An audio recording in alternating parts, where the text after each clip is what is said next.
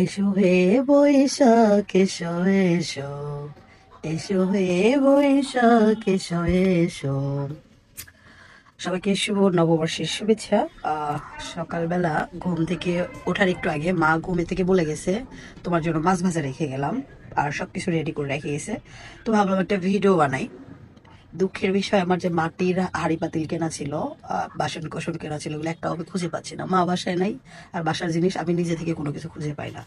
তো এটা একটা বাটি ছিল, নতুন নেওয়া হয়েছে, স্টিকার এখনো আছে, তো এটা দিয়ে ভিডিও করবো। আর স্টিকার আমি অবশ্যই তুলে নিব। হ্যাঁ, মা আসলে সকালে গরম ভাতও রান্না করে গেছে, আর রাতে আমার জন্য পান্তাও রেখে গেছে। ইদানিং আমি পান্তা প্রচুর খাচ্ছি, এই জন্য পান্তা রেখে গেছে। পয়লা বৈশাখ না, আমি আগে থেকেই পান্তা খাচ্ছি, আরও কি ঈদের পরে থেকে আমি পান্তা খাচ্ছি। তো পান্তাটাকে আমি কী কী দিয়ে খাই আমি সেটাই আজকে শেয়ার করব। তো এই হচ্ছে পান্তা। পান্তার একটু আমি পানি নিয়ে নিব অল্প করে, সেই সাথে নিয়ে নিব টক দই। পান্তার সাথে টক দই নিয়ে নিব। এখানে যেটুকু আছে সবগুলো নিব, পানি সহ নিব। লেবু নিব একটা, লেবুর রস সুন্দর করে চিপে নেব পান্তার মধ্যে। লবণ নিয়ে নিচ্ছি। এখন মাখাইতে থাকি নাকি? আরেকটা জিনিস বাকি আছে। হ্যাঁ, এখানে হচ্ছে মা আলু ভর্তা করে রেখে গেছে, তো এই যে মরিচ ভর্তা, এখান থেকে একটু আমি মরিচ ভর্তা নিব। ঠিক আছে, এটা সহ এখন আমি এটা মাখাবো। টক দইটা একটু ফাটাই নিলে ভালো হতো, যাই হোক হাতেই আমি একটু মাখাই নিচ্ছি।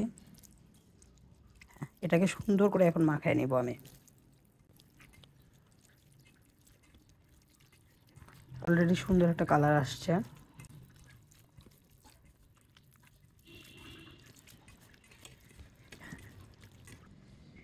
এটা মাখানোর পরে ফাইনাল লুক। এরপর একটা আলু ভর্তা নিলাম, একটু মরিচ ভর্তা নিলাম, সাথে একটা মাছ ভাজা, 2টা কাঁচা মরিচ।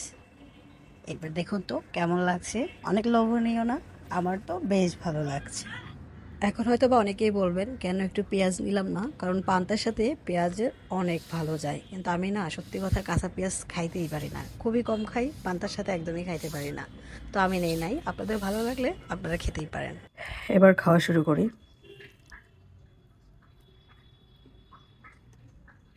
হুম,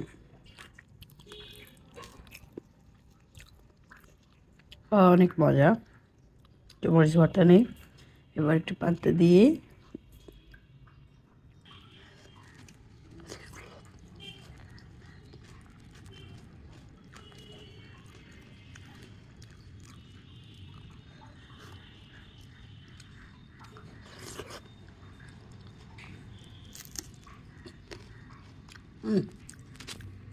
কাঁচামরিচের ফ্লেভারটা জাস্ট অসাধারণ।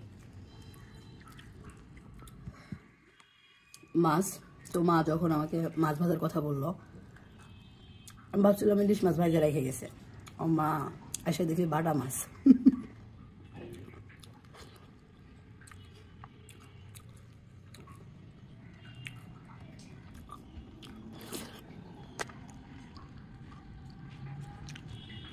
আলু ভর্তা কি যে মজা!